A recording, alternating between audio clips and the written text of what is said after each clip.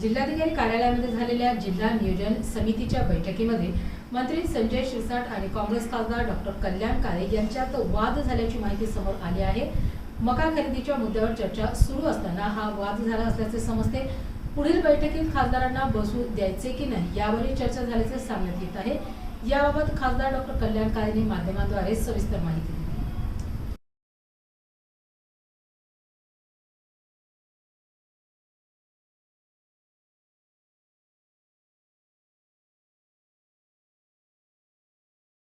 एक विषयावर जर तुम्ही 2 तास साहेब, मागच्या वर्षी आपल्या जिल्ह्यामध्ये कापूस आणि मक्का खरेदी सगळे विषय मी घेतले, आपल्याला बोलू लागलो। हे सगळे विषय या ठिकाणी घेतले। एक आमदार जर 2-2 तास आणि एक खासदार 2-2 तास बोलत असेल ना, 2 तास दोन विषय मांडले मी।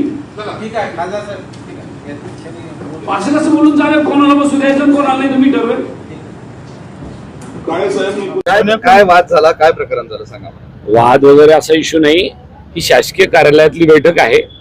दरवर्षी नियमाप्रमाणे खरीप आढावा बैठक जिल्हाधिकारी कार्यालयात माननीय पालकमंत्री महोदय यांच्या अध्यक्षतेखाली पार पडत असते। पण त्या बैठकीला सफिशियंट टाइम किंवा पूर्ण वेळ जसा दिला पाहिजे तो दिला जात नाही आणि म्हणून घाईघाईत काहीतरी मीटिंग करायची या उद्देशाने मी पालकमंत्री महोदयाला काही विषय मांडले। ते विषय मांडून झाल्यावर पुन्हा दुसरा विषय मांडायला घेतल्यावर ते म्हणले की तुम्हाला आता बोलू देता येणार नाही, जेव्हा मी बोलतो तेव्हा तुम्ही मध्ये बोलायचं नाही आणि यानंतर मी ठरवेल की पुढच्या वेळेला कुणाला या मीटिंगला बसू द्यायचं आणि कुणाला नाही।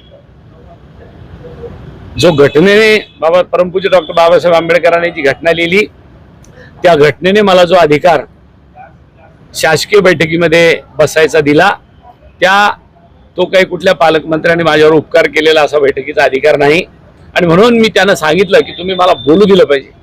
मला बोलायचं काय होतं, मूळ मुद्दा हा होता की ज्या शेतकऱ्यांची मक्का 2400 रुपयाने खरेदी करायला पाहिजे ती आज 1200 रुपयाने चालली आहे। 57 लाख क्विंटल मक्का आपल्या या जिल्ह्यामध्ये उत्पन्न झाली, त्यातली अवघी 7 लाख क्विंटल मक्का सुद्धा सरकारने खरेदी केलेली नाही।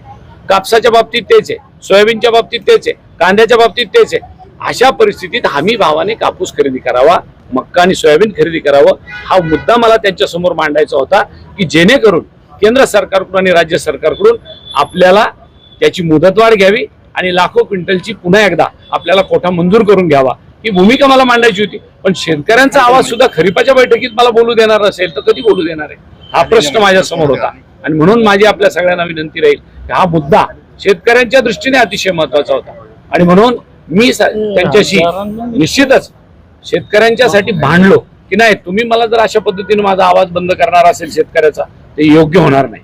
मी अनेक पालकमंत्र्यांच्या हाताखाली काम केलंय, 10 वर्ष आमदार असताना प्रत्येक पालकमंत्री हे खरीपाची वेगळी बैठक दिवसभरासाठी घेऊन पूर्ण वेळ देऊन त्यांचे विषय समजून घ्यायचे, परंतु या पालकमंत्री महोदयांनी त्या शेतकऱ्यांच्या मागणीला न्याय दिलेला नसल्यामुळं मला खऱ्या अर्थाने या बैठकीमध्ये माझे विषय मांडावे लागले आणि भांडावे लागले।